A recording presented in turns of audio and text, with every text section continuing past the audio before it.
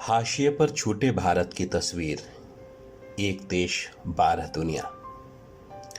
शिरीष खरे की नई किताब से एक रिपोर्टाज, खंडहरों में एक गाइड की तलाश, मदकू द्वीप, छत्तीसगढ़। मैगलन फर्डिनेंड पुर्तगाली नाविक था।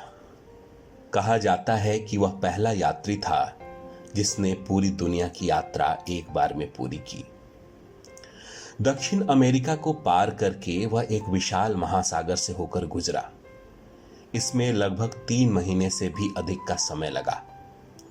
यात्रा के दौरान मैगलन जिस महासागर से गुजरा वह बहुत ही शांत था, इसलिए उसे प्रशांत महासागर कहा गया।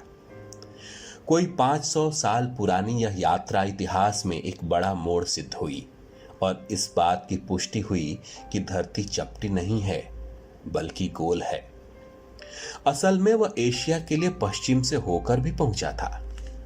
इस तरह के कई प्रसंगों से हमने स्कूल के दिनों में ही यह जान लिया था कि यात्राओं का इतिहास भी मानव सभ्यता जितना ही लंबा और पुराना है।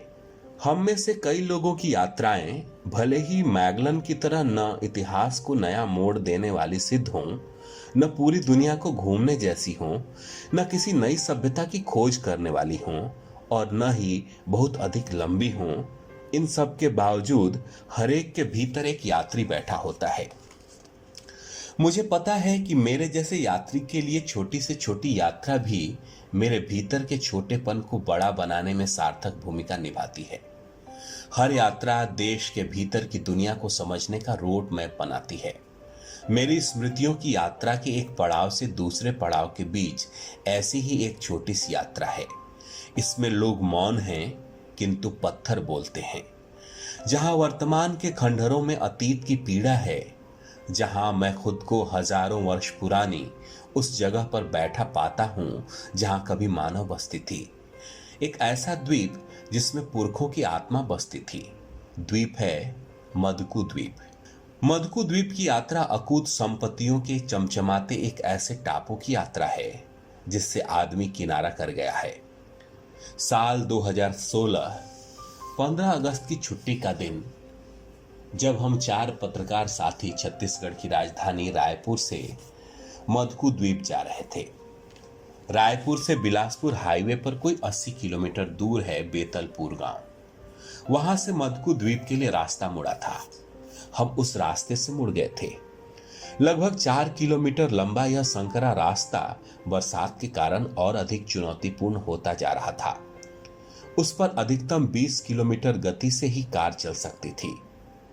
यात्रा के दौरान अतीत को देखने का दृष्टिकोण वैसा नहीं रह जाता जो उसके पहले होता है। मुझे यात्रा ने हर बार वर्तमान और भविष्य के लिए नई दृष्टि दी है, लिखने के लिए आत्मविश्वास दिया है, व्यक्तित्व को नई ताजगी और ताकत दी है, मन को और अधिक संवेदनशील बनाया है, कल्पनाओं में यथार्थ के रंग भरने में मदद की है। यात्रा बोरियत मिटाने की मंशा भर नहीं होती, यात्रा को जानने की जिज्ञासा से शुरू होती है। इसलिए मदकू द्वीप का नाम आते ही आंखों में समंदर नजर आने लगा। इसलिए समंदर से कोसों दूर छत्तीसगढ़ में कोई द्वीप होने भर की सूचना ने ही हमें रोमांचित कर दिया। फिर मदकू द्वीप की यात्रा तो सामान्य ज्ञान का विषय भर नहीं, एक सभ्यता के उसके स्थान से उजड़ जाने के अबूझ प्रश्न को अपनी आंखों से देख लेने की उत्सुकता का बिंदु भी बन गया। इसलिए यहां नदी का नाम आते ही मेरे भीतर एक और नदी बहने लगी। पहाड़ी होने की बात होते ही मेरे मन में एक और पहाड़ी बनने लगी। बिखरी शिलाकृतियों की जानकारी मिलते ही मेरे मस्तिष्क पर कुछ शिलाकृतियां घूमने लगी, जिन्हें देखने से पहले मैं उनकी कल्पना करने लगा। कोई 2 घंटे में हम मदकू द्वीप के ठीक पहले शिवनाथ नदी के किनारे तक आ पहुंचे थे। मदकू द्वीप चारों तरफ से शिवनाथ नदी से घिरा है, इसलिए मदकू द्वीप तक पहुंचने के लिए शिवनाथ नदी को पार करना अनिवार्य था। बारिश रुकी थी, किंतु धमतरी के गंगरेल बांध से पानी छोड़े जाने से विश्वनाथ नदी उफान पर थी। नदी पर बना एनीकट का रपटा भी डूबा हुआ था। उस पर चलकर मदकू के टापू पर पहुंचना जान जोखिम में डालने जैसा था। हमारे लिए द्वीप के रहस्यों को जानने की उम्मीद टूटती दिख रही थी। लगा बेकार ही आए। घंटों बाद उफनती नदी में चल रही थिरकती डोंगी देखकर सबकी आंखों में थोड़ी चमक आ गई। यह डोंगी आसपास के केवट मछली पकड़ने के लिए इस्तेमाल करते हैं। डोंगी नदी के किनारे आई तो सरगांव से हमारी यात्रा में जुड़े जोगिंदर सिंह ने आंधू केवट से बात की। वह थोड़ा नानुकुर करने के बाद हमें नदी पार कराने को तैयार हो गया। डोंगी में केवट के साथ 4 लोग ही बैठ सकते थे, किंतु आंधू केवट सहित हम 5 लोग जान हथेली पर लेकर बैठ गए। यदि 1 और 11 तो डोंगी पर कुल सवार 5 जन 55 बराबर लगते थे। उफनती नदी को डगमगाती डोंगी से पार करने का यह अनुभव नया और डरावना था। मैं अपने पत्रकार साथी विनोद डोंगरे, अभिषेक जैन और त्रिलोचन मानिकपुरी के चेहरे पर तनाव देख खुद भी घबरा गया था। पूछना चाहता था कि इस डोंगी से पार तो लग जाएंगे, पर डोंगी से टकराती दरिया की आवाज सुन सुन पड़ गया था। दुबला आंधू अपने 2 पतले चप्पुओं के सहारे तेज बहाव के विरुद्ध तिरछे कोण से मुहाने की ओर खींचे जा रहा था। पानी की गहराई और उफान देख मुझे वैसे ही डर लगता था। उस पर जब हम नदी के बीचों बीच पहुंचे तो आंधू मस्ती के मूड में आ गया। वो छत्तीसगढ़िया गाने पर थिरकता हुआ डोंगी को हिला हिलाकर हमें और अधिक डराने लगा।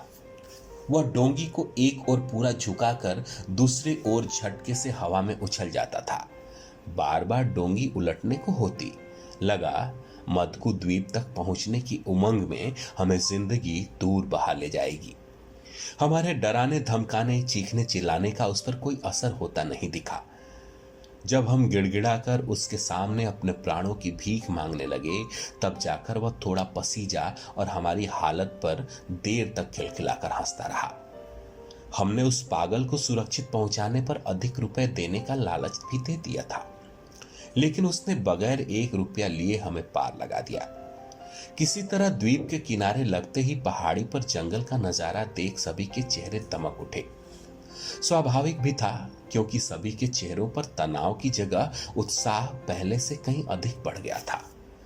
शिवनाथ नदी के पानी से घिरे मदकू द्वीप पहुंचते ही हमें लगा कि हम जंगल पहुंच गए। लंबे अरसे से मदकू द्वीप से जुड़ाव रखने वाले भगवती प्रसाद मिश्रा हमारे साथ थे। कहा, शिवनाथ नदी के बहाव ने मदकू द्वीप को 2 हिस्सों में बांट दिया है। उन्होंने अपने हाथ से दूसरे हिस्से की ओर संकेत करते हुए कहा, वो देखो, वह दूसरा हिस्सा है। वह लगभग 35 एकड़ में है। वह भी मदकू है और इस भाग से कटकर अलग थलग हो गया है। हमें वहां तक पहुंचने के लिए फिर डोंगी चाहिए थी, लेकिन आंधू 4 घंटे में लौटने का दिलासा देकर दूसरे किनारे लग चुका था। इसलिए हम द्वीप के दूसरे भाग पर नहीं जा सके। पहला हिस्सा कोई 50 एकड़ का था, जहां वर्ष 2011 में पुरातत्व द्वारा उत्खनन से पुरावशेष मिले थे। हम सब वहीं खड़े थे। नदी किनारे से पुरावशेष के मूल अकूत खजाने तक पहुंचने की पगडंडी के दोनों तरफ पेड़ों के घने चुरमुट थे। वहां नदी से बहते पानी की कलकल आती आवाज के बीच पूरा नजारा ही लयबद्ध लग रहा था। चलते चलते जैसे ही पुरातत्व स्थान का द्वार दिखा, हमारी उत्सुकता भी शिवनाथ नदी की तरह उफान पर आ गई। मुख्य द्वार से अंदर पहुंचते ही दाईं ओर 2 मंदिर थे। हमारा लक्ष्य 19 मंदिरों के उन समूहों को देखने का था जो जानकारों की राय में गुप्त कलचुरी कालीन पूरा वैभव की कहानी बयां कर सकते थे। नदी किनारे 7वीं से 10वीं शताब्दी पुरानी सभ्यता का संसार वहां ठहरा हुआ था। हम उन गलियों में घूमते हुए उन खंडरों में झांक रहे थे जहां हजारों वर्षों से वर्षा के थपेड़ों, ग्रीष्म की तपन और तेज हवाओं को झेलती शिलाकृतियां रखी थीं, जिसके आसपास दूर तक कोई मानव आबादी अब नहीं रह गई थी। लेकिन भगवती जी ने बताया कि नजदीक ही एक पुजारी परिवार सहित रहता है। वीरेंद्र कुमार शुक्ला नाम के उस पुजारी से मिले तो पता चला कि मदकू द्वीप पर वे वर्ष 1985 से रह रहे हैं। उनका कहना था कि पूरा मंदिरों के समूह वाला गर्भगृह पहले समतल था। जब खुदाई हुई तो वहां 19 भग्नावशेष मिले और कई प्रतिमाएं बाहर आई। असल में खुदाई के बाद वहां बिखरे भग्नावशेष के पत्थरों को मिलाकर मंदिरों का रूप दे दिया गया था। इन मंदिरों को लेकर कई तरह के दावे और मिथ गढ़े जा चुके थे और उन्हें किसी न किसी पुरातन कहानी से जोड़कर धार्मिक स्थल बनाने की कवायद शुरू हो चुकी थी। कुछ नए मंदिर बन गए थे, पुरानी मूर्तियों के साथ नई मूर्तियां बैठा दी गई थीं। इतिहास को धार्मिक आस्था के गुणगान तक सीमित बना दिया गया था। कुल मिलाकर अतीत पर आस्था का अधिकार स्थापित हो चुका था। हमने वहां आए राम शिखर से बात की। उन्होंने बताया कि वे पूजा पाठ के सिलसिले में अक्सर आते रहते हैं। उनकी एक बात हमें जायज लगी, अब तक संरक्षण को लेकर कोई खास काम नहीं हो पाया है। हमने भी देखा था कि हवाई जहाज के हैंगर जैसा लोहे का डोम बनाकर उन मंदिरों को धूप और बरसात से सुरक्षित तो कर लिया गया था, लेकिन सदियों पुरानी उस विरासत के पुख्ता सार संभाल करने वाला कोई नहीं था। क्या आधे अधूरे साधनों से हम उस धरोहर को बचा पाएंगे?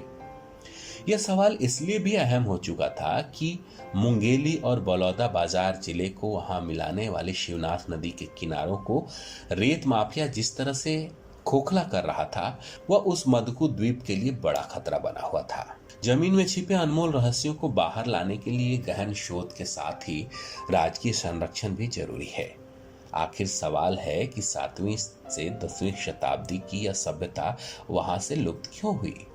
सवाल है कि क्या उस रहस्य से कभी पर्दा उठेगा? जहां तक भवनों के गिरने की बात है तो उसके बारे में कहा जाता है कि कोई 150-200 साल पहले शिवनाथ नदी में भयंकर बाढ़ आई थी। उसका प्रवाह दक्षिण से उत्तर की ओर था, जिससे सारे मंदिरों के पत्थर दक्षिण से उत्तर की ओर ढहे।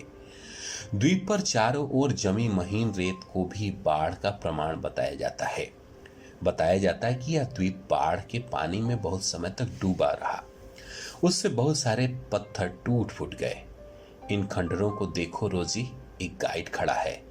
यह डायलॉग मुझे वहां याद आया जो R.K. नारायण की प्रसिद्ध उपन्यास गाइड पर 1965 में इसी नाम से प्रदर्शित देवानंद की फिल्म का है।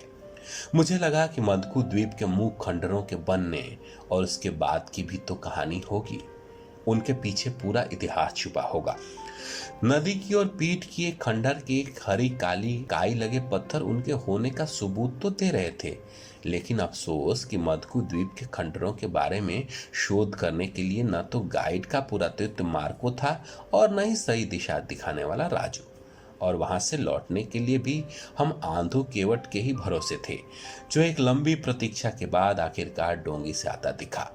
अपना वादा निभाने के लिए हमने उसे दिल से दुआएं दी, पर उसने किनारे लगी डोंगी पर बैठे बैठे बीड़ी सुलगा ली और हाथ से कुछ देर सुस्ताने का संकेत किया।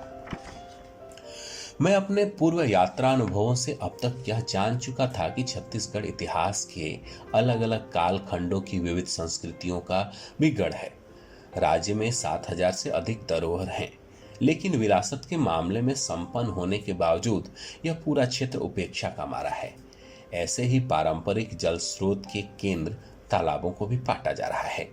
इसी तरह अनेक गुफाओं और पहाड़ियों पर उकेरे गए शिकार आदि के दृश्य यह संकेत करते थे कि उस धरती पर कभी आदि मानव का बसेरा था। राज्य की 2 दर्जन से अधिक पहाड़ी श्रृंखलाओं पर आदि मानव के शैल चित्र ढूंढे गए।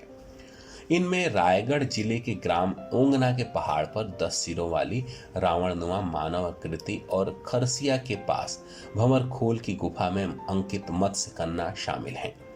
कांकेर जिले के ग्राम उड़ुकुड़ा की पहाड़ियों में मेगाथिलिक युग के आदि मानव द्वारा निर्मित चित्र हैं। दुर्ग जिले में दल्ली राजहरा मार्ग पर चितवा डोंगरी में निर्मित ड्रैगन की आकृति और चितवा डोंगरी के शैलाश्रय की दीवारों पर गेरुए रंगों में अंकित शैल चित्रों में आदिम समाज की कृषि आधारित जीवन शैली की झलक है। कोरिया जिले के मुरेरगढ़ की पहाड़ी के शैल चित्रों में निर्मित पशु और आदिम समूहों की दिनचर्या के प्रमाण हैं। बस्तर जिले के केशकाल और लिमदरिया तथा सरगुजा जिलों में सीता लेखनी और ओड़गी की पहाड़ियों में प्राचीन शैल चित्र हैं। इन शैल चित्रों की तिथि लगभग ईसा पूर्व 3000 वर्ष बताई गई है। घने जंगलों से घिरे पहाड़ों की बाहों में बनाए गए अधिकांश शैल चित्र समय के प्रवाह में धुंधले पड़ गए हैं। फिर भी वे क्या रंग थे जो धूप, धूल और हवा के थपेड़े सहते हुए आज तक अपने स्थान पर जमे हैं। आंधू केवट की डोंगी से मैं कहूं या ना कहूं, पर मेरे भीतर कोई ना कोई कहानी हमेशा चल रही होती है। जब हम 4 दोस्त उस शाम रायपुर की ओर लौटे तो मेरे मानस पर प्राचीन नगर का मानचित्र उभरने लगा। एक कहानी चलने लगी। कहानी में काफी कुछ तो जमीनी था, पर पता नहीं कैसे थोड़ी थोड़ी रुमानियत भी घर करती गई। समय के एक अंतराल के बाद ऐसी ही कहानियां तो आपस में ऐसी घुल मिल जाती हैं जैसे सच में जिंदगी में घटी हों, और पकड़ में तब आती हैं जब हकीकत से कहीं ज्यादा हकीकत की तरह सामने आने लगती हैं। जैसे सरोकार के रिपोर्ट ताजों के बीच कहीं प्रेम ने अपना बिस्तर बिछा लिया हो। जैसे यात्रा के दौरान सच में घनी दोपहरी उफान मारती नदी और किनारों पर खड़े लोग मिले हों। बाकी उनके बाद वह संगीत सुनाई दे रहा था जो खंडरों के बीच उस समय बजा ही नहीं था। वहां से लौटने के बाद मैं भी ऐसी ही कहानी में टांके डालने लगा था। इसमें कुछ एक प्रसंग सच में घटे थे और बाकी उनके बीच हजारों वर्ष पुराने संवाद चल रहे थे। कुछ आज भी याद हैं।